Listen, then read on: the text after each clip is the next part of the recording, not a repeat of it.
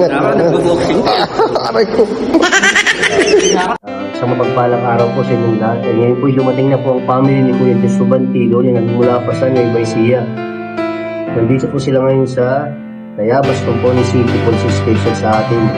At i-assist po natin sila papunta sa Barangay Wakason, which is nandun po si Kuya Joshua. At sila po ang nangangalaga ngayon sa nawawala na natagpuan na.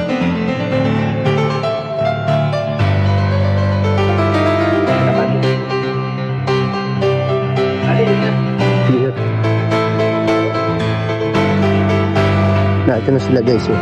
Nagmula pa sila sa Nueva Ecija. Yan guys.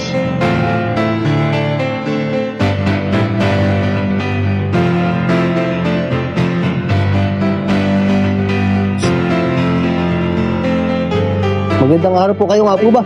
Okay, Kuya Joshua. Opo. Ayo, sige po. Sundan nyo na lang po ako. Ano po? Opo, hindi po. Ito na tayo guys. Sa barangay. Yung barangay ako.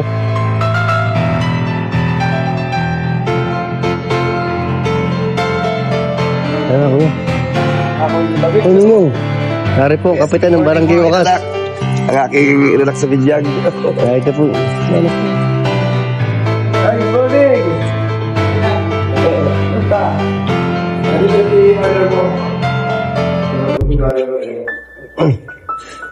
Oh, na ito na yung mami mo. Maganda. Hey, mami mo. Shot pala natin. Oh, di ba? Sabi ko sa iyo eh. Oh. Yay! Yay! Oh. Ayos, di ba? Sabi ko sa iyo eh. Ang layo pa, ang pinanggalingan ng iyong family. Ginaw ka. Tayo nang... Yan po, sa loob po na kaya, nanay, sa aircon po nakatulog yung sa loob. Sa aircon ko yan lang yan.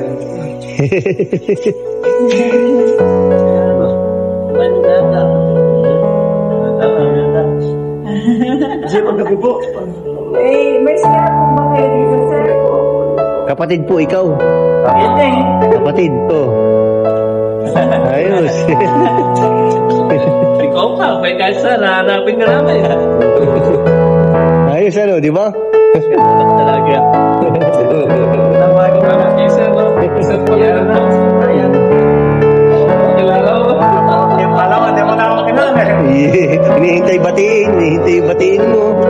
Ayos ba? Ayos ba, makakauwi ka na sa inyo.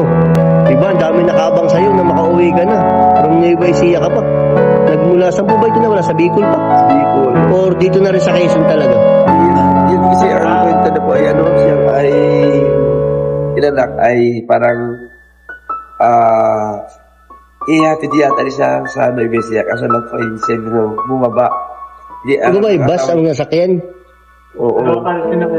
Ban? O what? Ban na lumak.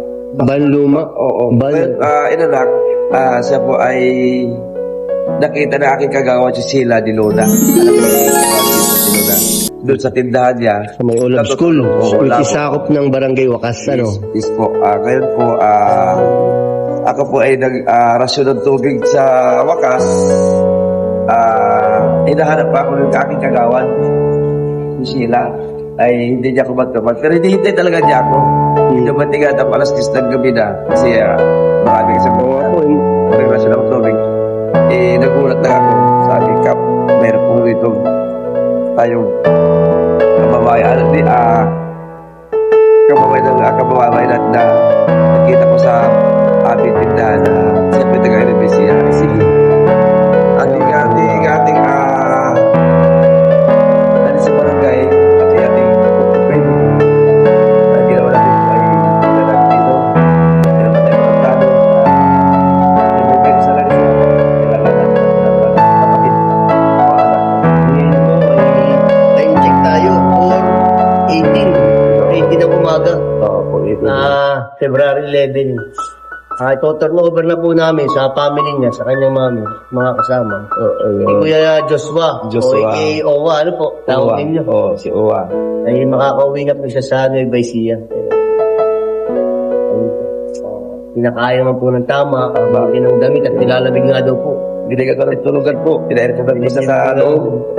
Aircon Tulugan dito sa barangay hall ng Barangay Wakas. Binigyan ng banig, saka kumot, binigyan ng Salamat kay Kapitan ng Barangay Wakas, sa mga kagawad at sa mga barangay tanong nagbantay sa kanya.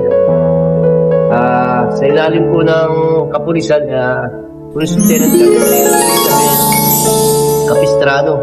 Ma'am, tinutulungan na po natin ang ating naipos is nag-viral sa kanyang magulang. Ano po? Para makauwi kayo sa Patpe. Ako po, masasabi ko lang po sa nangyari na to. Sa ano yung banking ko. At 26 hanggang 30 po mo. Hanggang 22. Naway Japan kayo ng lahat sa nangyari na itong blessing. At pag kayong pabayaan sa taas na laging mapunta kayo sa baba o patuloy lang sa pag-usan. Yun lang ang sabi ko. God bless sa lahat. Nice tol. Ano ba po? Nandito na po kami po. Thank you po. Guys, tatapusin ko na dito yung para kay update kay Kuya Joshua Bantilo. Thank you po sa inyo. Naka-aircon pa. Gano'ng inalagaan na yun. Dito sa barangay hall ng Barangay Wakas. Talagang pinarkonan pa. Although wala tayong foam pero okay naman.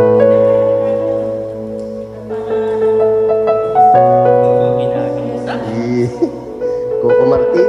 Coco Martin. Ayos.